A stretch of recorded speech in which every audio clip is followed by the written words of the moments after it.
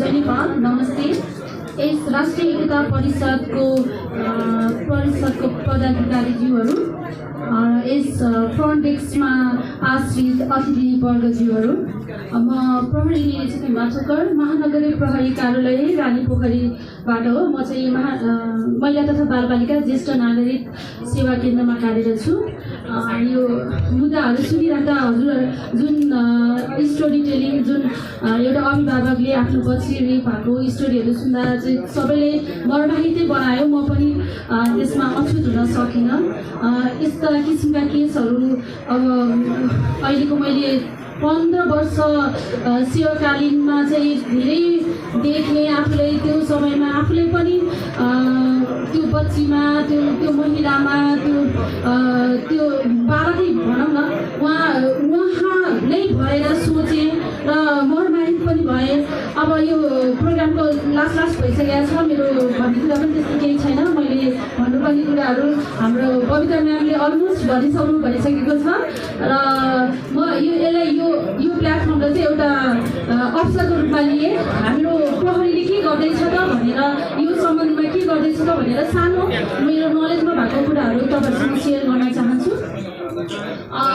यो 2052 सालमा नै यसरी महिलाले चाहिँ एउटा पुरुष प्रहरीसँग चाहिँ आफ्नो मनका कुराहरू सेयर गर्न सक्दैनन्, बोल्न सक्दैनन् भनेर त्यतिखेरदेखि नै 52 सालमा नै महिला बालबालिका, त्यतिखेर चाहिँ महिला सेल भनेको थियो, अहिले सेवा केन्द्र भन्छ। महिला सेल भनेर छुट्टै गठन हुनुपर्छ भनेर हाम्रा अग्रज सिनियर सरहरू, निरा चौधरी सरहरू, दुर्गा म्यामहरू सुन्नुभयो होला। उहाँहरूको चाहिँ जे पपुलरै हुनुहुन्छ उहाँहरू। सुरुमा पाइलट प्रोजेक्टको रूपमा 4वटा जिल्लामा चाहिँ सुरु भयो। त्यसपछि अहिले हाम्रो स्ट्याटस केमा छ त भन्दाखेरि हाम्रो 254वटा महिला बालबालिका सेवा केन्द्र छन्। निर्देशनालय अहिले सुरुमा इन्सपेक्टरको दरबन्दीबाट सुरु भएर अहिले डिआइजीको दरबन्दी महिला तथा बालबालिका ज्येष्ठ नागरिक निर्देशनालय भनेर नामकरण भइसकेको छ। त्यो चाहिँ 2067 सालमा। यसै अन्तर्गतै हाम्रो सिनियर म्याडमहरू, पार्वती म्याडम डिआइजी साहब भइसक्यो। अनि पार्वती र बिमला सर यसकै उसमा चाहिँ उहाँको प्रमोसन भयो। यसलाई पनि अब एज अ महिलाको रूपमा चाहिँ हामीले एउटा प्लस पोइन्टको रूपमा लिएका छौँ। र अर्को के छ भने यो भ्यालीकै कुरा, म चाहिँ यो ओभरअल नेपालको भन्दाखेरि भ्यालीमा हामीले के गर्दैछौँ त, यस्ता किसिमका लैङ्गिक हिंसालाई चाहिँ निरुत्साहित गर्ने र न्यूनीकरण गर्ने के गर्दैछौँ त भनेर हामीले 75 सालदेखि नै यो सुन्नु पनि भयो होला। सेफ्टी पिन अभियान सञ्चालन गरेका छौँ। कोभिडले बन्द भएको थियो, ठ्याक्क दसैँ अगाडि मात्र हामीले यो अभियानलाई फेरि सुचारू छ। र यो चाहिँ भ्यालीको लागि सुरुमा अभियानको रूपमा परिचित भए पनि अहिले आएर हाम्रो 77 जिल्लामा चाहिँ यो अभियान चाहिँ सञ्चालित अवस्थामा छ।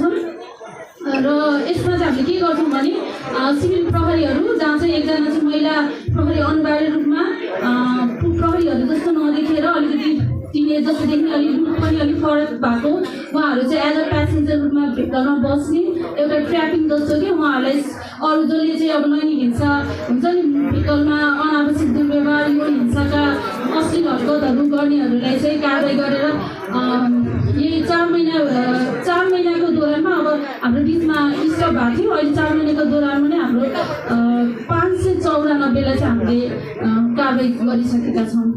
यो पनि हाम्रो ठुलो एचिभमेन्ट हो। यसलाई चाहिँ हामीले विशेष प्रायोरिटीमै राखेको छ। यसको चाहिँ कमान्डर पनि मैले छु। म पनि यस्तै उसमा हिँडिरहेको हुन्छु। उहाँहरूको चाहिँ के गर्दै हुनुहुन्छ भनेर यसमा चाहिँ सुपरभिजनको काम चाहिँ मैले गरिरहेको छु। र यो डाटाको कुराहरू गर्दाखेरि म्यामले भनिसक्नु भएको छ, घरेलु हिंसा पछि चाहिँ सबभन्दा ठुलो सङ्ख्या कुन चाहिँ छ भन्दाखेरि चाहिँ रेपै छ। रेप छ, उद्योग छ, रेप सँगसँगै अपहरण प्लस रेप, अनि अर्को चाहिँ मानव बेचबिखन प्लस रेप भनेर यसरी हाम्रो मुद्दा लगभग 140वटा जति, यो मैले चाहिँ एभरेजको आँकडा यो पुससम्ममा, साउन महिनादेखि पुससम्ममा त्यति सङ्ख्यामा हुनु भनेको यो ठुलो सङ्ख्या हो। अब यसले हामीले यो त हामीसँग रिपोर्टमा भएको केसहरू हुन्। अब यसलाई पनि मैले चाहिँ सकारात्मक रूपमा ल्याएको छु। अब हामी चाहिँ चुप्लाएर बस्दैनौँ। कुनै पनि सानोभन्दा सानो हामी माथि हुने दुर्व्यवहार वा रेप, ठुलो रेप किन नहोस् हामी रिपोर्ट गर्छौँ। र अघि कुरा गर्दै जाँदाखेरि त्यो 5 वर्षीय बालिकाको रेप भयो भन्ने उस हुँदा त हामी मर्माहित भयौँ। अब यति सङ्ख्यामा अब म एज अ पुलिस अफिसर चाहिँ म के भन्छु भने यो चाहिँ रिपोर्टेड केस हो है, रिपोर्टेड मात्र केस हो। अनरिपोर्टेड केस पनि छन्, त्यसका अलावा पनि जुन रिपोर्टेड केसमा पनि कतिपय केसहरू चाहिँ फेक पनि छन्। त्यही फेक केसको कारणले गर्दा चाहिँ रियल भिक्टिमलाई चाहिँ हुन्छ नि एक किसिमले अब पैसाको मोलमोला बाहिर निलिसकेपछि होटेलमा फङ्सनले बसिसकेपछि वा कुनै प्रलोभन देखाएको त्यो चाहिँ मिट नभइसकेपछि चाहिँ रेप दर्ता गर्ने ट्रेन चाहिँ यो अब अर्बन एरियामा छ, तर ग्रामीण उसमा त भिक्टिम त रियल जेन्युन भिक्टिम हुन्छ। हामीले अब त्यतिकै पोस्ट सबै मेडिकल रिपोर्टहरू पनि गर्छौँ, सबै कुराहरू छन् हाम्रो एउटा प्रोसिडियरमा गएर। अनि इन्भेस्टिगेसन अफिसर पनि महिला नै राख्छौँ र यदि केही गरी महिला छैनन् भने पनि अब सानै प्रहरी जवान वा प्रहरी सहायक निरीक्षक वा हल्दार साहबको हुनुहुन्छ, जस लेडिजको चाहिँ प्रिसेन्समा नै इन्भेस्टिगेसन हुन्छ। त्यस्तो अवस्था छ र यो यसरी अब कम्युनिटी लेभलमा चाहिँ कम्युनिटीका महिलाहरूले नै सँगै इन्भल्भ गराउने भनेर नेपाल प्रहरीले लैङ्गिक हिंसा सञ्जाल समिति लैङ्गिक हिंसा नियन्त्रण सञ्जाल समिति गठन गरेको छ र त्यसमा पनि भोलिमा चाहिँ हाम्रो 271वटा चाहिँ हाम्रो सञ्जाल समितिहरू छन्, उहाँहरू एक्टिभली फङ्सन हुनुहुन्छ। यहाँ चाहिँ प्रायः जस्तो घरमा बस्ने अनि अरू कुनै प्रोफेसनमा इन्भल्भ नभएको भनौँ न होम मेकर महिला दिदीबहिनीहरू नै यस समितिमा हुनुहुन्छ, एक्टिभली योगदान पनि दिइराख्नु भएको छ। र प्रोएक्टिभ पुलिसिङ अन्तर्गत हामीले अवेरनेस प्रोग्राम सानोदेखि पुससम्ममा यस्तै किसिमको 64वटा प्रोग्राम गरिसकेका छौँ। र अर्को मलाई भन्न मन लागेको कुरा, अब हामीले चाहिँ अहिले हाम्रो फोकस चाहिँ अब रेपमा त्यसमा छौँ, तर विशेष गरी अहिले म हेर्छु आकलन गर्छु अबको हाम्रो पुस्ता कहाँ गइरहेको छ। हामीको जिन्दगी प्रत्येकको हातमा स्मार्ट मोबाइल छ, तर त्यो इन्टरनेटको एक्सेस छ। अब त्यो रेप त्यो फिजिकल्ली एक किसिमको क्राइम भयो। अब भनौँ देखेर उसमा तपाईँको बच्चा घरमा बस्दाखेरि के एक्टिभिटिज गरिरहेछ, न नेकेड फोटो पठाइरहेछ कि कसैको बहुकाममा बगिरहेछ कि त्यो पनि हुनसक्छ। अबको प्रायोरिटी भनेको चाहिँ हाम्रो साइबर क्राइमले नै हुनेछ र त्यसमा चाहिँ यो हामी प्रहरी एक्लैले लागेर मात्र हुँदैन, यो चाहिँ सहमति छ। हामी नागरिक समाज राष्ट्रिय एकता परिषद जस्तो नागरिक समाजसँग इन्भल्भ भएर सहमति सहकार्य र एकताका साथै बढ्नुपर्छ र यस्ता किसिमका मिसनमा चाहिँ सबैजना लागि पर्नुपर्छ भन्दै यस कार्यक्रमका आयोजक वर्गलाई धन्यवाद दिन चाहन्छु। धन्यवाद। जय नेपाल। अवहेलना, अपमान, कडा भनौँ विभिन्न यौन हिंसा र महिला भएकै कारणले पढाइमा भेदभाव र खानपिनमा पनि भेदभाव र यौन शोषण जस्तो विभिन्न कार्यहरूमा चाहिँ हामी महिलाहरूलाई नै बढी हिंसित महिला हिंसा भइरहेको छ। यो हाम्रो सामाजिक परिवेश नै त्यस्तै बनिरहेको छ, किनभने यस्तो परिस्थितिमा यो राष्ट्रिय एकता परिषदले जुन अभियानको लागि योजनाबद्ध तर अघि बढ्नु भएको छ, यो एकदम सराहनीय कुरा हो। र म एउटा महिला स्वास्थ्य स्वयंसेविका भएको नाताले म प्रत्येक घर दैलोमा र समुदाय स्तरमा पुग्ने गर्छु। कुन समुदायमा कुन घरमा हिंसा भएको छ, कुन घरमा रोगी छन्, बिरामी छन्, गर्भवती छन् र सुत्केरी छन् भन्ने कुराहरू हरेक कुराहरूको रेकर्ड मैले चाहिँ ल्याउने गरेको छु। किनभने हामी त्यो स्वास्थ्य सम्बन्धी हरेक कुराहरू भने हामी सम्बन्धित ठाउँमा लान्छौँ र जुन अब हिंसा परे जस्तो अब कोभिड-19मा पनि हामी प्रत्येक घर घर पुगेका थियौँ।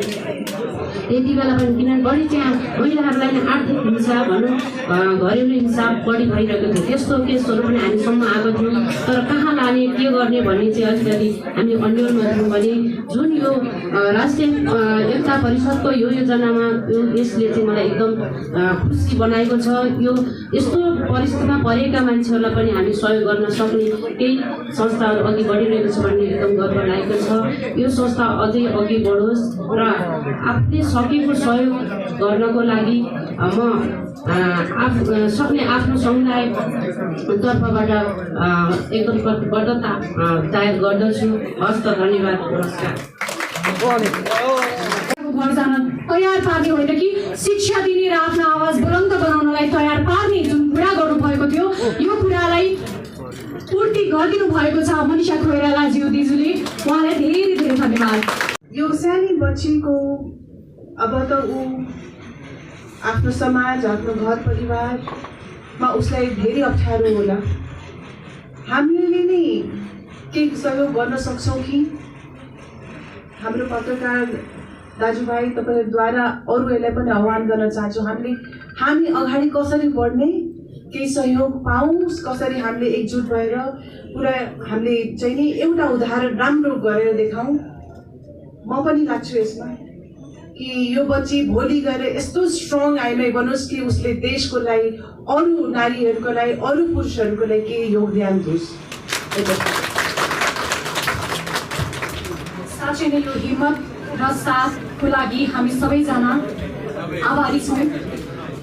धेरै धेरै धन्यवाद का साथ अब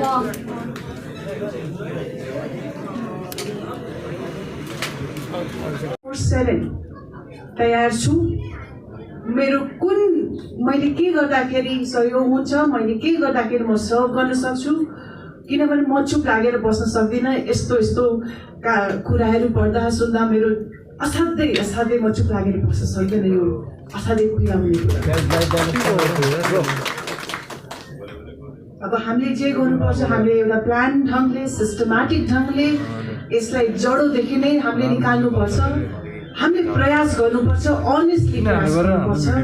निश्चय तपाईँको जुन एउटा भिजन छ, तपाईँको एउटा जुन सङ्गठन छ, तपाईँको एउटा भित्र एउटा काम गर्ने छ, हामी सबै जोडेर यसमा अगाडि बढौँ हामी।